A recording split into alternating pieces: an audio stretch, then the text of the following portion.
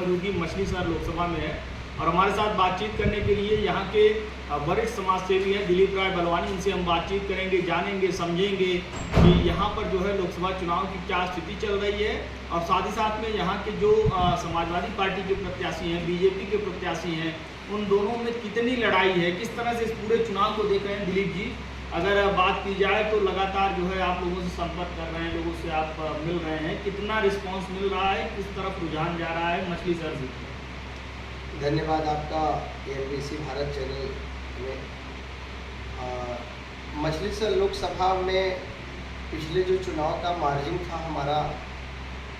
हमारे प्रत्याशी जो जीते थे आदरणीय बीपी सरोज जी, पिछले से इस बार बहुत ही ज़्यादा मार्जिन होने जा रहा है। क्योंकि पिछले बार थोड़ा दलित बिरादरी के मतदाता कम जुड़े थे, यादव बिरादरी के मतदाता कम जुटे थे।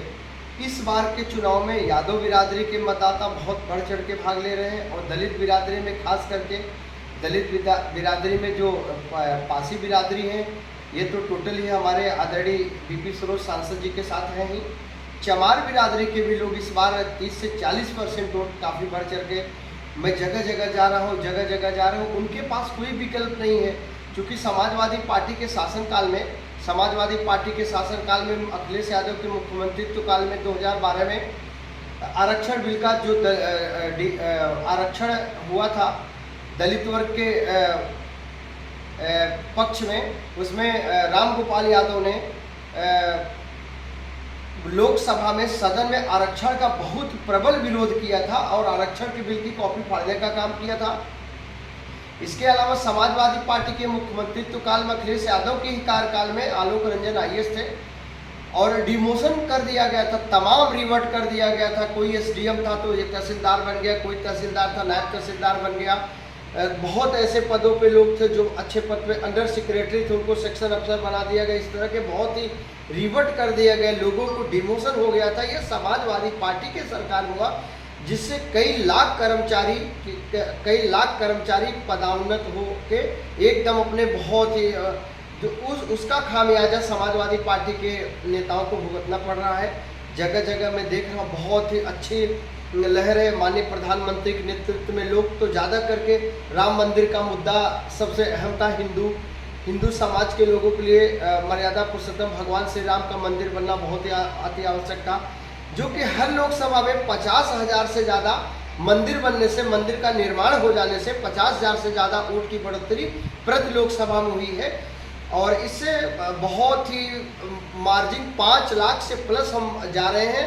2 लाख से ज़्यादा हम चुनाव यहाँ जीत रहे हैं मछलीशहर में और 5 लाख से ज़्यादा हमें ज़्यादा वोट प्राप्त होगा, ऐसा अनुमान मेरा है। और चूँकि अनुमान ये मैं नहीं बता रहा हूँ, मैं तो दलित बस्ती में ज़्यादा करके मैं दलित बस्ती में जा रहा हूँ। मेरी पत्नी चूँकि जिला पंचायत सदस्य भी रह चुकी और वर्तमान में जो यहाँ पे प्रत्याशी हैं प्रिया सरोज की माता जी को, मुन्नी सरोज को, हम लोगों ने बहुत ही 17-18 हज़ार वोटों के लगभग अंतराल से हराया था चुनाव, और जबकि उत्तर प्रदेश की सबसे बड़ी ऐतिहासिक जीत थी। तो इधर से 30 से 32 गांव जो हम लोगों के क्षेत्र में पड़ते हैं, यहाँ से टोटल समाजवादी पार्टी की बिल्कुल से बोली नहीं होने वाली। एक चीज़ ये बताइए, तीनों कैंडिडेट सरोज लड़ रहे हैं, कहीं कहीं इसमें जो है जो सरोजों का वोट बैंक है वो डिवाइड हो जाएगा पूरी तरह से, इसे कैसे आप लोग मैनेज कर पा रहे हैं? ये एक बड़ा चैलेंजिंग हो जाता है। अगर देखा जाए तो तूफानी सरोज भी यहाँ से कई बार सांसद रह चुके हैं, ऐसे में उन चीज़ों को मैनेज करने में बहुत सारी प्रॉब्लम्स आ रही होंगी, किस तरह से आप लोग उनको मैनेज कर पा रहे हैं? यहाँ पे Bahujan Samaj party, Samajwadi party, Bharatiya Janata party से सरोज उम्मीदवार हैं, बट सरोज पासी बिरादरी उम्मीदवार में माननीय देश के प्रधानमंत्री नरेंद्र मोदी के विचारों से, भारतीय जनता पार्टी के विचारों से, उत्तर प्रदेश सरकार जो हमारे योगी आदित्यनाथ मुख्यमंत्री जी कार्य कर रहे हैं उनके विचारों से, और हमारे जो आदरणीय यहाँ के वर्तमान सांसद हैं, लोकसभा के प्रत्याशी हैं, इनके कार्यों के करने का जो तरीका है, इसकी वजह से पासी बिरादरी की 100% वोट, टोटल वोट हमारे बीजेपी उम्मीदवार को मिल रही है। बाकी ना बहुजन समाज पार्टी कोई पूछ रहा है, ना समाजवादी पार्टी को उम्मीदवार कोई पूछ रहा। पिछले 10 साल तक यहाँ पे लोकसभा का नेतृत्व कर चुके हैं समाजवादी पार्टी के सांसद, आदरणीय श्री तूफानी सरोज जी, उनके बारे में हर एक बच्चा जानता है। वो किसी भी काम के व्यक्ति नहीं है। उनका एक ही नारा है, अभी पिछले बार आपने भी सुना होगा किसी सोशल मीडिया के माध्यम से, कि मुझे ब्राह्मण ठाकुर का वोट चाहिए ही नहीं, मैं तो ब्राह्मण ठाकुर वोट से जीतता ही नहीं हूँ। इस तरह का बेहुदा बयान दे रहे हैं एक प्रकार से। तो ऐसे क्या किसके आप वोट से जीतोगे जब आपको ब्राह्मण ठाकुर का वोट ब्राह्मण ठाकुर का नहीं चाहिए। ऐसे जब उनकी मानसिकता ब्राह्मण ठाकुर के प्रति है तो उनकी मानसिकता इसका मतलब दलितों के प्रति होगी, यादव के प्रति होगी, मुस्लिम के प्रति भी होगी। कोई भी एकदम कंपटीशन नहीं है। समाजवादी पार्टी के 3 कैंडिडेट सरोज बिरादरी पासी समाज से है, कोई नहीं। दलित समाज जो चमार बिरादरी है वो 30 से 40% ज़्यादा भारतीय जनता पार्टी के उम्मीदवार आदरणीय बीपी सरोज जी के साथ है। चुनाव हम ऐतिहासिक वोट से जीत रहे। वो लोग अफवाह फैला रहे हैं, 3 लोग लड़ गए, 1 वर्ग लड़ गए, कुछ नहीं, एकदम नहीं। समाजवादी पार्टी बहुत ही बुरी तरह से यहाँ हार रही है।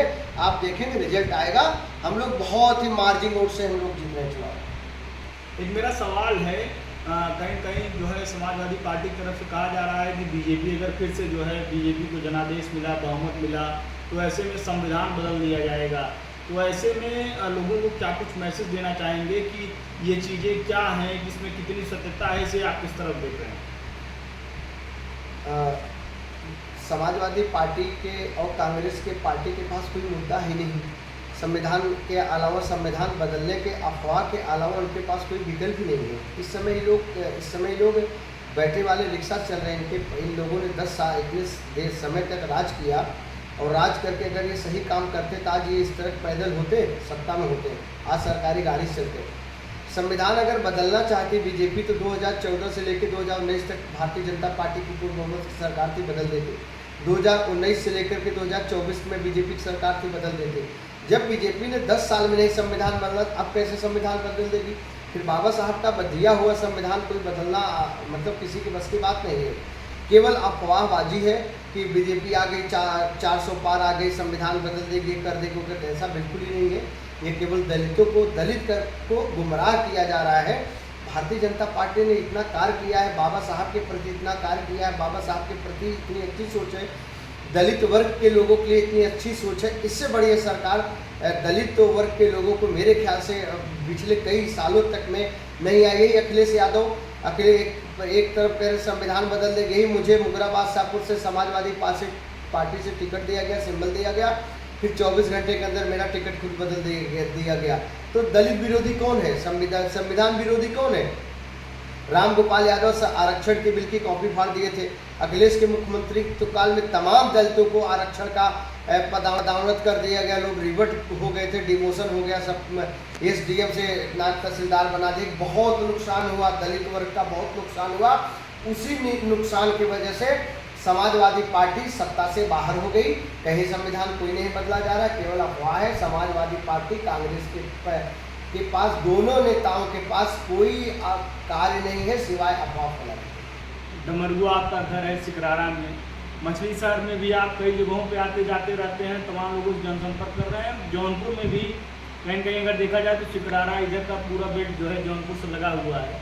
तो जौनपुर में क्या कुछ कंडीशन है? महाराष्ट्र से आए हुए हैं, महाराष्ट्र के गृह मंत्री रहे हैं, मूल निवासी तो तेजी बाजार के ही हैं, लेकिन महाराष्ट्र में बतौर गृह मंत्री उन्होंने काम किया, कई बार विधायक रह चुके हैं। कृपा शंकर सिंह जी की क्या कुछ वहाँ पर स्थिति है? क्योंकि धनंजय सिंह के नाम वापस लेने के बाद बहुत सारी चीज़ें निकल कर सामने आ रही हैं कि उनके जो वोट उधर से माइनस हो रहे थे, उधर वो प्लस हो गए हैं। बाबू सिंह कुशवाहा अलग अपनी तरफ से सारी चीज़ें कर रहे हैं। तो जौनपुर वाली लड़ाई किस तरह से आप देख रहे हैं? इसे आप लोग कैसे मैनेज कर पा रहे हैं? जौनपुर में कोई लड़ाई है ही नहीं। जौनपुर में एक तरफा भारतीय जनता पार्टी के प्रत्याशी कृपा शंकर सिंह की जीत हो रही है, और वहाँ पे हर वर्ग के मतदाताओं का बिल्कुल से भारतीय जनता पार्टी को वोट जा रहा है। दलित समाज बढ़ चढ़ के वोट ले रहा है। हमारे डमरुआ से लेके बबरौली से लेके दुदौली, चाँदपुर, भैला, इसमैला, गोनापाल, जितना उस सब इधर जितने भी, मैं लगभग अब तक लगभग 80 से 90 गाँव में मैं व्यक्तिगत जा कर के अपने समाज के बीच में बैठ रहा हूँ। लोग एक ही आवाज़ कर रहे हैं, भैया आप जहाँ बताओगे हम लोग वही वोट देंगे। मेरा तो कोई बहन जी का 2022 में रिस्पांस इतना ख़राब रहा कि हम लोग तो बीच चौराहे पे खड़े हो गए, एक भी हमारा उम्मीदवार नहीं जीत पाया। वो भी उमा शंकर सिंह बलियस जीते, इंडिपेंडेंट जीते हैं, तो उनका कोई बहुत ज़्यादा रोल नहीं है। तो बहुजन समाज पार्टी का जो मेन वोट बेस होती है वो चमार बिरादरी, जाटव बिरादरी होते हैं। इस समय भारतीय जनता पार्टी के साथ बहुत ही ज़्यादा झुकाव है, बहुत ज़्यादा लोग लालायित है वोट देने के लिए। माननीय प्रधानमंत्री को इस बार तीसरी बार प्रधानमंत्री बनाने के लिए लोग लालायित हैं। और जो प्रधानमंत्री का नारा है 400 के पार, उनका नारा चरितार्थ होगा। और जौनपुर संसदीय लोकसभा से कृपा शंकर सिंह जी भी बहुत ही ऐतिहासिक वोट से जीतेंगे, और मछली सर भी, ये भी ऐतिहासिक वोट, दोनों सीटें हमारी निकल रही, इसमें कोई संशय नहीं है। पूर्व सांसद आदरणीय धनंजय सिंह जी का भाजपा को समर्थन करना ये भी बहुत अच्छा है, और उनके थोड़ा लड़ने से काफ़ी और मेहनत हम लोगों को करनी पड़ती। बट मेरा उम्मीदवार भारतीय जनता पार्टी, जो हमारे भारतीय जनता पार्टी के प्रत्याशी घोषित है, एक ही लोग निशान देखते, कमल का फूल। और इस बार तो दलितों ने ठाना है कृपा शंकर सिंह और बीपी सरोज को लोकसभा सदन में पहुंचाना है। आखिरी सवाल हमारा, मान लीजिए इन दोनों सीटों में आप लगातार लोगों से मिल रहे हैं, लोगों का फीडबैक ले रहे हैं, जौनपुर में और मछली शहर में अगर देखा जाए तो आप अपने समाज को लेकर क्या कुछ संदेश देना चाहेंगे? कहीं कहीं अगर देखा जाए तो बीएसपी के नाम पर मुहर लग जाती है जाटव समाज के लोगों को, तो ऐसे में जो है उन लोगों को क्या मैसेज देना चाहेंगे, किस तरह से उनको बीजेपी से जोड़ना चाहेंगे? मैं अपने समाज के लोगों से यही अपील करूंगा कि अपनी वोट को बर्बाद न करें, और कहीं किसी के कहने पे गुमराह न हो, और बढ़ चढ़ करके हिस्सा ले। आदरणीय जौनपुर संसदीय क्षेत्र से आदरणीय कृपा शंकर सिंह जी को कमल के निशान के सामने बटन दबाएं, उनको भारी मतों से विजयी बनाएं। और यही अपील मेरी है मछली शहर लोकसभा से सुरक्षित से आदरणीय श्री बीपी सरोज, जो वर्तमान में जो लोकसभा प्रत्याशी हैं, बहुत ही अच्छे वोटों से सारे लोग बिल्कुल से एक मत होकर के एक बिल्कुल नारा लगाएं, केवल कमल का फूल। क्योंकि हमारे समाज के व्यक्ति जानते हैं कि बहन जी वोट देने से कोई फ़ायदा नहीं, वोट का हमारा नुकसान है।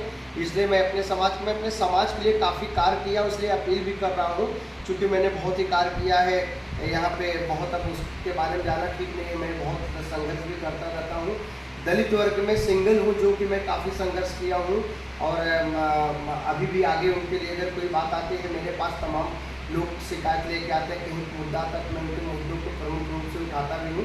इसलिए मेरा हक बनता है, मैं अपने लोगों से, अपने चमार बिरादरी समाज के लोगों से अपील करता हूँ, अधिक से अधिक संख्या में मेरी बात को लोग सुने, और मैं जहाँ नहीं पहुँच पाया और जहाँ पहुँच रहा हूँ, सब लोग मिलकर के केवल जौनपुर संसदीय क्षेत्र से और मछली शहर संसदीय क्षेत्र से ऐतिहासिक वोटों से दोनों पे कमल के फूल के सामने बटन दबाएं, और दोनों प्रत्याशी को पूर्ण बहुमत से विजयी बनाएं। यही मेरी अपील है। NBC वाहिनी को अपना कीमती समय देने का तो बहुत बहुत धन्यवाद। बहुत बहुत धन्यवाद आपका, आपने अपना कीमती समय दिया, बहुत बहुत धन्यवाद आपका। तो ये थे हमारे साथ दिलीप राय बलवानी जी, डमरुआ के रहने वाले हैं, सिकरारा के। इनका साफ तौर पर कहना है कि जिस तरह से सारी चीज़ें हो रही हैं, जिस तरह से ये लोग प्रचार प्रसार कर रहे हैं, ऐसे में सीधे तौर पर जौनपुर और मछली शहर की दोनों सीटों को बीजेपी के खाते में डालने का काम करेंगे। देश दुनिया की तमाम बड़ी खबरों के लिए जुड़ रही है हमारे साथ, देखते रहिए NBC वाहिनी।